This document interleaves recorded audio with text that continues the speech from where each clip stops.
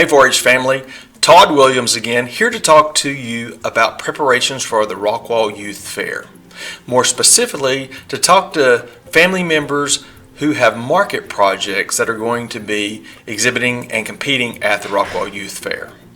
As you know, we have the opportunity to sell those animals at the conclusion of our show, but this year is going to be a little bit different.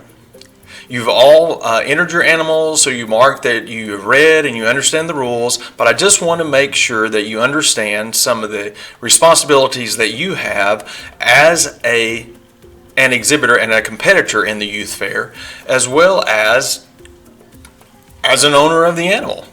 And so what I've done for you is I have created a booklet which is marketing you and your market project to help you understand some of those things, okay?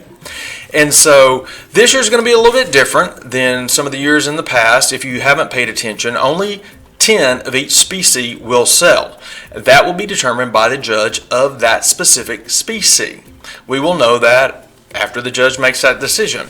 And so there may be some of the projects that will not go through the sale itself. However, it is important for you to know, again, your responsibilities and your opportunities that provides.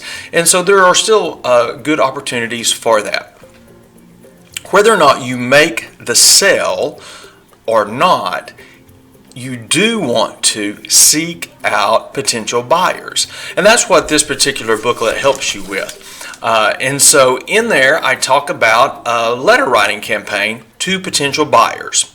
We talk about how to find a buyer and then actually writing a buyer's letter and what that would look like and how many potential buyers you would want to actually send that to. I talk about a particular format that's a business format that would be acceptable to potential buyers to help you as you prepare that. We talk about how to do it, and I even give examples of that so you can see some of the different letters that maybe have been sent out.